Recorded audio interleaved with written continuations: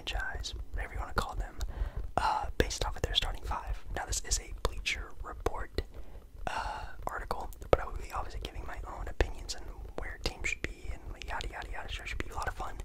This is after the free agency time, so this is current state of the NBA, so should be a lot of fun. So make sure you are nice and relaxed. Hopefully you're doing well. Make sure you do, obviously, first of all, like the video if you do like the video, and subscribe to the channel for all the randomness that I post on here, from gaming to sports to RPs, traditional ASMR. God, it has everything. So make sure you check out some of my other content. And yeah, I think that's everything. Comment down below maybe where you rank your favorite team. Team should be higher or lower on the listing. I'd love to know your opinion down below. Now it's still quite warm here in the Pacific Northwest, so if I do look like I'm struggling, it's because I am, but I just cannot wait for summer to be over and I can go back to having a relaxing, chill, cool time to film, but it's still fairly warm where I'm at, so please bear with me if I look like I'm dying, because I kind of am. So anyway, we have here ranking every NBA starting lineup after the 2022 NBA free agency. Gonna go pretty fast, because obviously if I talk 2 minutes about every team, that's a 60-minute video. We're gonna need to crunch that down a little bit more. So, going off pretty much rapid fire here. Number 30, the last ranked team in the NBA according to Bleacher Report, maybe to a lot of other people. It's the San Antonio Spurs in last place. Their projected starting five, which this article is going to give a projected starting five, so it's not going to be completely accurate, obviously, of Josh Primo, Josh Richardson, Devin Vassell, Keldon Johnson, and Jakob Poeltl. That's last place. I'm not gonna lie. DeJounte Murray really gave this team a very nice boost, and they saw that, which is why they traded him away, because he was that good of a player. Now, it would have been cool maybe to see if they would have went full rebuild and maybe traded away maybe Devin Vassell, Keldon Johnson, did some like big booming type of ones, getting a lot of draft picks, a lot of assets. They did a slight rebuild. They started trading away a couple things here and there, but you can tell they're trading pretty much their future for a brighter future, maybe with Victor Wembanyama, that one rookie coming out next season, who's basically like an 8-foot Kevin Durant. It seems he's going to be an absolute phenom when he comes in the NBA. Spurs trying to get him. This would be the lineup to do it with. Last place, Spurs. Do you agree with that? Let me know down in the comments. 29th, kind of surprising, we have the Detroit Pistons with Cade Cunningham, Jaden Ivey,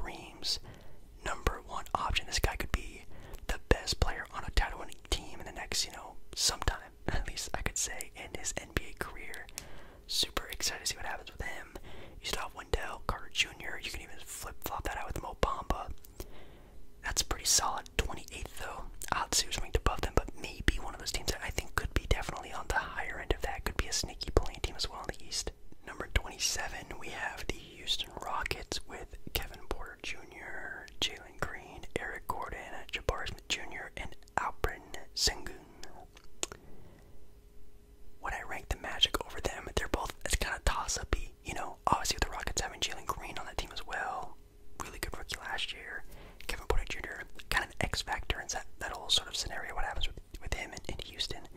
Very interesting. And then even with Eric Gordon, who knows where he's going to end up by. Man, even before the season even starts, he can get traded or even bought out. It's very interesting what's going to happen with him. And then Jabari Smith Jr. didn't really impress me all that much during the NBA Summer League. He looked good. He looked like a really solid NBA player, which is great. Does he look like the number one sort of option on a team sometime in his career? As of right now, no. But I think he's still an amazing piece. I think he still could have been the number one pick and would have looked really good in Orlando. But, didn't really impress me all that much. So I think I'd probably still rank them over the Magic. It's a toss-up, really. I mean, Sengun's really good. Obviously, Jalen Green, amazing. And Eric Gordon's the veteran on that team, still really solid. So, I guess pick your poison. Number 26, we have the Sacramento Kings. The team that's win now, trying to break the longest playoff drought in NBA history. We have the Kings. Wow, okay. We have De'Aaron Fox, Kevin Huerter, Harrison Barnes, Keegan Murray, and Domantas Sabonis, 26th overall. I don't agree with that. I think they should be higher. I need to see who's going to be ranked over them. But, I mean, you have two potential all-stars in Fox and Sabonis. You have really good, sort of solid rotation of pieces with Barnes. Even Huerter as a three-point shooter, sniper is going to be amazing for stretching the floor for this team. And then even with that, Keegan Murray was maybe the best rookie in Summer League. And I don't see why this is ranked so low. Maybe because the Kings are just like bad last year. They're getting a bad rep now. I think this team is going to be a playing team. They're going to finish 9 or 10 at the very least. They're going to be battling for maybe even 8-7 spot if everything goes right for them, by the way. Knock on wood. I still have to see how well the bench plays out and this and that falls to which way. So I think this should be maybe even a lot higher. Maybe, but definitely higher. Oh my god, yeah, okay, come on. They're trolling. 25, they have the Utah Jazz over the Kings. No offense to the Jazz, but like, the Jazz are in a rebuild. And, they're trying to figure out what to do with their superstar, trading them away and finding trade packages. We have a starting five of Mike Conley, Donovan Mitchell, Bojan Bogdanovic, Jared Vanderbilt, and Walker Kessler over the Kings. No, I know, Donovan Mitchell, great. Mike Conley, really solid. Bogdanovic, really solid, but I mean, come on, that's kind of disrespectful, not gonna lie. I think they're definitely lower than that. I mean, definitely after a Donovan Mitchell trade, which is probably gonna happen at some point in time this year, it's gonna be really rough. Definitely gonna need to see the value on where Donovan Mitchell lies and what they can get back in return. But yeah, I mean, Utah, that's lower, definitely. OKC Thunder at 24 makes kind of sense. They have here actually Josh Giddey at the point guard position. I don't know how I feel about that. I would probably do SGA and then Dort, Giddey, and then Basley, and then I would have Chet at the 5. They have Chet at the 4 here. Really weird looking lineup, not gonna lie, but yeah, again, kind of like the same thing with Detroit, kind of early, kind of need to see what things go where and how they sort of play together all around. But this, again, it could be a sneaky team. I don't think they're going to be like the Memphis Grizzlies or Cleveland Cavalier team of this sort of last season, but I do think they're going to be a team that, hey, things fall right, could be a playing team. That team defensively last year was pretty crazy, so we'll have to see how offensively they can do this year. 23, we have the Indiana Pacers with Tyrese Halliburton, Chris Duarte, Buddy Hield, Jalen Smith, Miles Turner. I think, again, if OKC is really playing right, I think I would probably put OKC over this team, not as a whole, but definitely as a starting 5 unit. I think, again, SGA alone is really great, and then you also have Chet Holmgren, crazy, Giddey, crazy, so Dort, even alone as a role player, is really great. Jalen Smith in their starting lineup, and even Duarte, who's a solid player, but more of a rotation piece than a starter. I'm not really sure how I see this going for Indiana being so kind of high-ish. I think I would actually put them a little bit lower, but nothing too crazy, kind of in the right spot. Whoa, 22nd, we have the Washington Wizards, again, sort of a win-now team.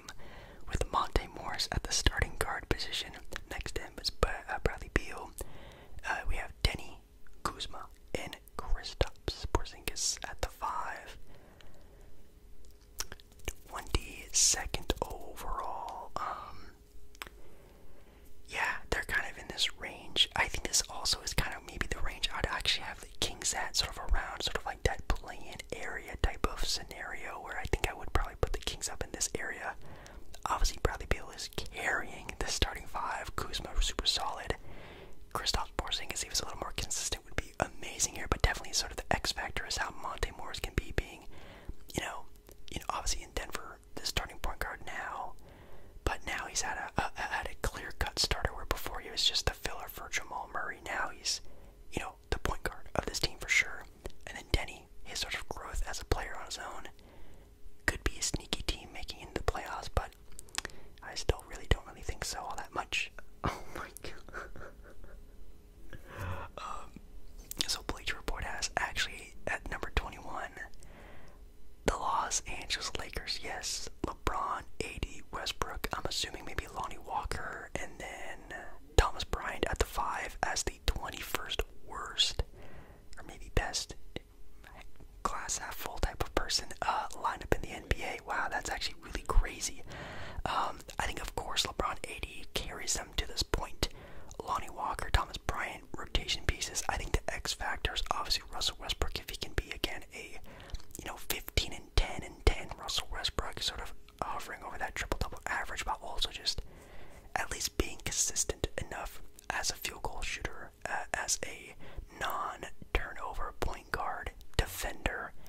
If he can be, something like that, just a shell of whatever is left of a good Russell Westbrook player, this can be a top 10, definitely starting 5 in the NBA for sure. I mean, definitely if, again, Lonnie Walker and Thomas Bryant play their roles well, which I actually think they will. Yeah, I think, of course, but they're probably taking the, consideration of Russell Westbrook not really being all that much anymore, which is probably what everyone's thinking. I think they could be higher, maybe should be higher, but it definitely falls on the shoulder of Russ. And also, obviously, Anthony Davis is health, and we haven't seen healthy AD in about 3 years, so it's kind of scary. 20th Charlotte Hornets, they should be a lot lower, no offense. They have LaMelo, Terry Rozier, Gordon Hayward, PJ Washington, and Mason Plumlee. I mean, Melo, super solid. Rozier, sure. Hayward, yikes. PJ, okay. Mason Plumlee, as our starting center, that's kind of yikes as well. So, again, a team that definitely is going to see a pretty bad, maybe spiral this year, obviously, losing out Montrezl Harrell and the other guy. I don't even want to bring him up, but they're going to be on a down spiral. Got to see how this sort of hurts the team next season, because that's rough. And then also missing out on the new head coach, and then having to, I think they have Steve Clifford, the old Magic head coach, as their new head coach, which, no offense, is probably a good guy, but definitely not sort of the next tier to sort of take the team to the next step. Definitely taking a step back. 19th, New York Knicks. Brunson, Fournier, Barrett, Randall, and Mitchell Robinson. Pretty solid. I think this team could be sneaky. I think this team is definitely a playoff contending team. I think for sure if they can somehow get Donovan Mitchell in there without giving up, Brunson obviously, but Barrett, maybe Randall, they can keep as well. Obviously Mitchell Robinson, they can keep as well. Man, they really got it good there in New York for sure. But I think as of they are right now, they are mid 19th in that mid tier. Makes sense. We can see what happens with them. 18th, we have Chicago. Wow, that's also kind of low. Lonzo, Zach, DeMar, Patty Williams, and Vucevic. I think a team that could definitely be a lot higher. Obviously, with DeMar DeRozan having nearly an MVP caliber season. DeMar DeRozan, hopefully. I mean, not DeMar. Lonzo Ball, hopefully can stay healthy. And then you have obviously Zach LaVine, who's just an offensive phenom in its own. Healthy Patrick Williams, Nikola Vucevic, if he can sort of stay more consistent, stay more of that sort of, solid center. Doesn't need to be Orlando Magic. Vucevic just needs to be a solid NBA center. They could look really good this year. I think as of right now, they'd probably still be in my top 5 for standings. But as a starting 5, maybe a little bit higher. Oh, here we go. At number 17, we have the Portland Trail Blazers. At number 17, we got Dame, Anthony Simons. They have Josh Hart at the 3, which is sort of a big conversation in Portland, is who's the starting small forward. Josh Hart, Nasir Little. I am team Nasir on that. Jim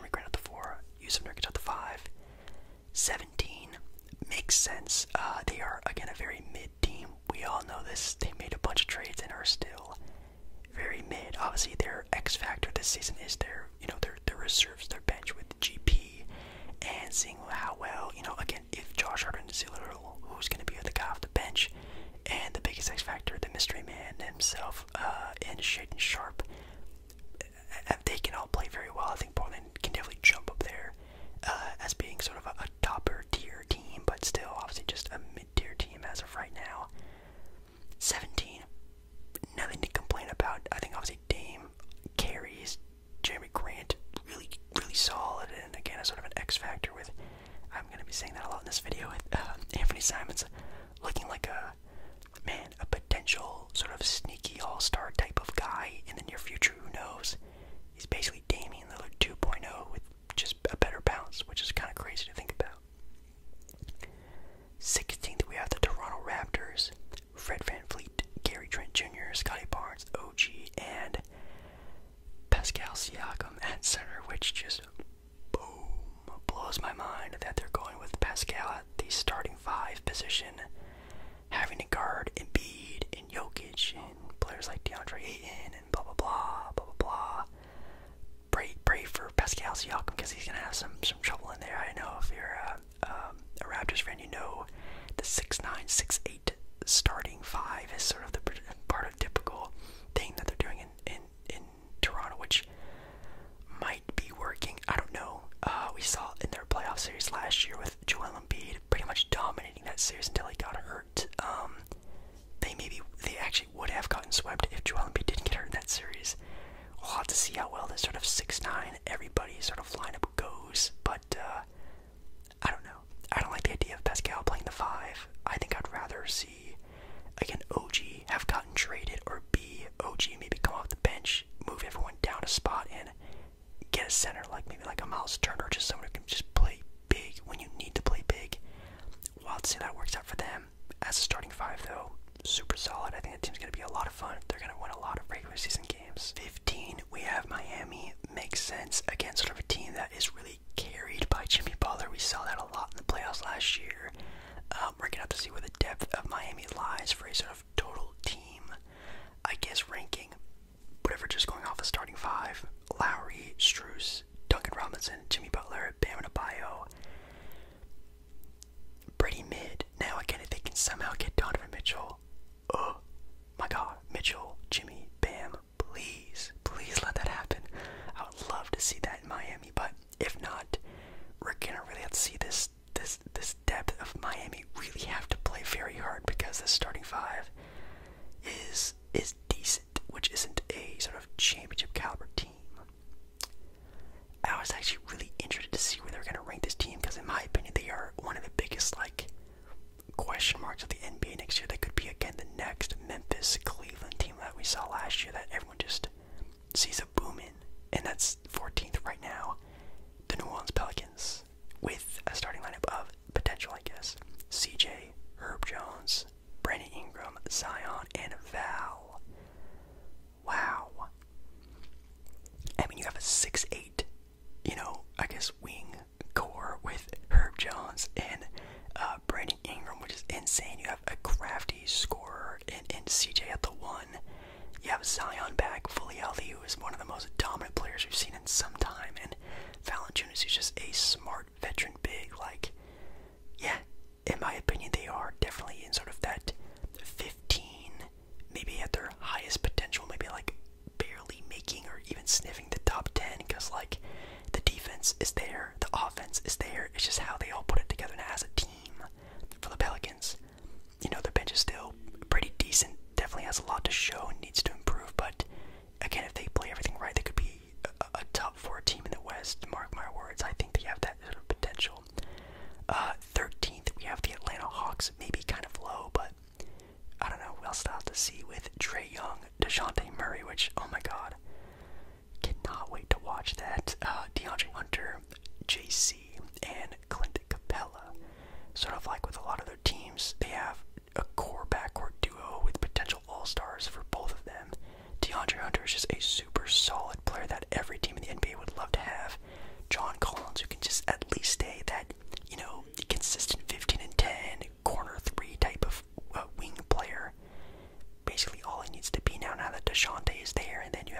well, just holding it down for rim protector. This team is gonna look really good next year, and again, sort of with a lot of other teams, depth is really gonna have to see where their team goes in the future. Then at 12, we have the Dallas Mavericks, who, even on paper, doesn't seem like the most intriguing starting five with Luka, Dinwiddie, Dorian Finney-Smith, Christian Wood, and JaVale McGee. Again, McGee, Dinwiddie, Finney-Smith, like those guys as your starters, are really solid players, but like, I mean, again, as starters, you know, who knows? They are very, like, you know, valuable in their own ways, but still, I'm not sure. Even with JaVale McGee being your starting five, like, he's a great backup big, don't get me wrong, but like, as your starter, gonna have to see how well that works out for them. I think, of course, with Christian Wood and Luka Doncic, that's what really puts his starting five over. Even Luka alone really does that himself, but Dinwiddie last year in the playoffs had some good moments, and then Dorian Finney-Smith was definitely the defensive anchor and the backbone of this team for sure. So again, when singular out each player, but like together, makes a lot of sense on being a highly ranked sort of starting five. Then you have the Cleveland Cavaliers at 11 with Garland, LeVert, Markkanen, Mobley, and Allen. They could go even more of a small ballish lineup with Garland, Sexton. Then you could have LeVert at the 3, Mobley, and Allen, which I kind of like that idea maybe. But man, that's Cleveland next year. Is going to be fun to watch. They're going to be one of my teams to watch for sure. And yeah, if injuries didn't happen in last year, they would have made the playoffs. They probably would have been maybe like a 5, 6 seed, maybe even snuck into being a home court advantage team. I don't know, but man, Cleveland next year gonna be a lot of fun as long as they keep playing together, get a little bit more health and luck, I guess you could say. Gonna be really cool to see that. Number 10, we actually have one of the best teams in the NBA last year, the Memphis Grizzlies, with Ja, Bane, Brooks, Jaren Jackson Jr., and Steven Adams. I'm really excited to see Ja and maybe his growth. Maybe he gets more of a jump shot, just him improving as a player with time in the NBA, and seeing how well this team can play without Jaren Jackson Jr. for the first couple months of the season, which is kind of scary to think about. But yeah, top 10, I would say, yeah, they're probably a top 10 starting five. I mean, as a team, no duh, but because they have killer depth, definitely for all their young guys, but gotta see how well that starting five does, of course. Then at 9, we have the Milwaukee Bucks, obviously maybe one of the title favorites in the NBA at 9 already. That's kind of crazy with Drew, Allen, Middleton, Giannis, and then Brook Lopez at the 5. I think we are starting to see maybe a tippy top point of the Bucks, where they can really only get worse from here unless they make some trades. Somehow something happens. I mean, Lopez is starting to show a little bit. Even Middleton, his health is starting to shake every once in a while. Drew Holiday is looking super solid, and obviously having Grayson Allen in your starting five is not the greatest thing, but if you can just be that super solid role player, you still have Giannis Antetokounmpo, probably the best player in the NBA. You're going to be a top 10 team no matter what with him on your team. So, at 9, could probably be higher. We'll have to see that, but do I think they are above like the Memphis Grizzlies as a starting five? Yes, but as a total team, that's where the question marks start to come up a little bit. 8, we have the Minnesota Timberwolves.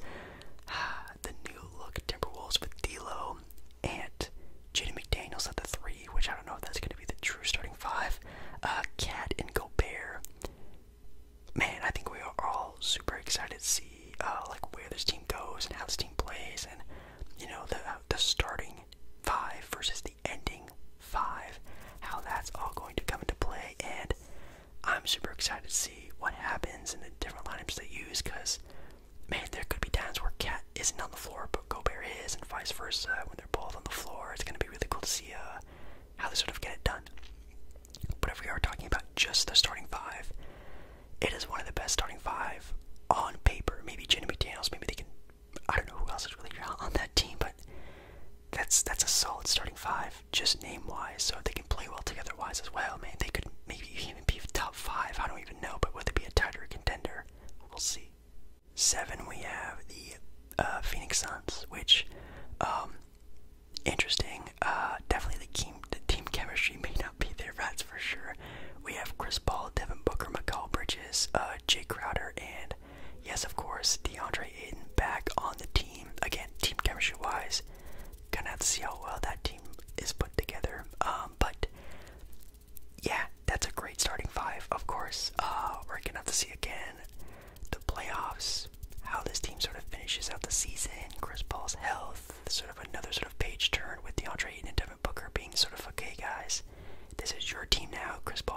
do so much. Let's see what you guys can do.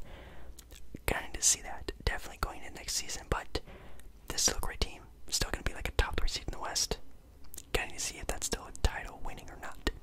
6th, the Brooklyn Nets. Kyrie, Seth Curry, Joe Harris, Kevin Durant, and Ben Simmons at the 5. Interesting. I think I'd rather see Simmons technically at the point, Kyrie, then maybe Joe Harris, or maybe even DJ Warren at the 3, KD at the 4, and then maybe Claxton at the 5. I know they just re-signed him in free agency. I think I'd rather see that. Ben Simmons at the 5 is really weird. I don't like that at all.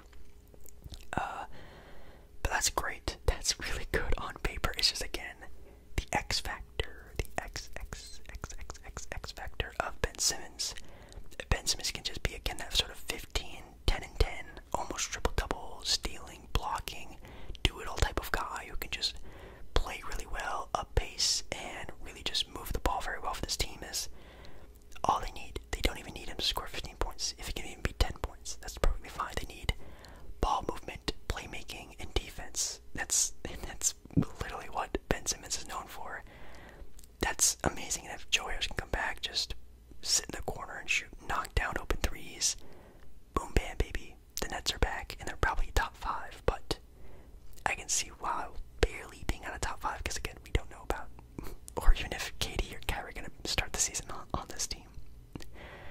Going into top 5, though, we have the Denver Nuggets, which is my number 1 team to watch next season. I'm so excited to see Jamal Murray back. I also forgot they have KCP on the team, Porter Jr., Gordon, and Nikola.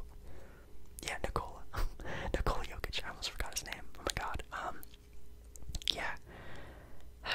That's going to be fun. Definitely whenever their first game is, hopefully it's broadcasted, because I really want to watch this team play together. And I was just watching actually like 2020 playoff highlights or bubble highlights, and that Denver Nugget team was so fun to watch, and I'm really excited to see, what they can do, and hopefully Jamal Murray can get his legs under him, and same thing with Michael Porter Jr. This team fully healthy is definitely, in my opinion, a title contender. Number 4, LA Clippers, John Wall, the X factor for this team, Paul George, Kawhi, Batum, and Zubac. Again, like I just said, John Wall, if he can be, again, sort of like a 15 and 10 guy, just be more of a facilitator, get the guy going, he can get his open sort of lanes when he's cutting a lot in, playing fast pace up and down, fast break basketball like we love to see John Wall play. If he can just continue on with that, Kawhi's going to get his 25, Paul George is going to get his 20 to 25, Batum, defensive, Zubac playing the big, or even play small ball and play Rocco at the 5, maybe sneak in Norman Powell in there, coming off the bench, even Reggie Jackson, even one of the best 3-point shooters in, what's his name? He's right there. Him. I think this team is super loaded, and still, my opinion, my early pick for the NBA championship winners. Ooh. 3, Philly. We have Harden, Maxey, Harris, PJ, and Embiid. PJ Tucker, the X factor for this team. Of course, getting up there in age. I don't really know if he's still going to be that sort of like defensive anchor guy that he's shown throughout his years. Obviously, of course, playing alongside Embiid is going to help that a lot, but man, they're going to be needing to ask a lot from PJ Tucker, and I don't know if that humongous pay cut that James Harden took just to sign him is really going to be sort of, again, the factor that puts them over the top for a title. We're going to need to see, but man, age definitely does hit like a brick wall, and hopefully, knock on wood, that doesn't happen with PJ Tucker. Hopefully he can play through that. But a great starting 5, of course. Obviously you have Harden and Embiid, and even Maxey alone is amazing. Then also you throw in a great sort of role/starter alone with Harris and PJ Tucker. Crazy. 2, the Boston Celtics at number 2. Marcus Smart, Jaylen Brown, Tatum, Horford, and Robert Williams. I think I would do a small ball lineup of Brogdon, Marcus Smart, Jaylen Brown, Tatum, and Robert Williams, or even Marcus Smart going back to his old position as the starting 6-man off the bench. Number 2. I mean, yeah,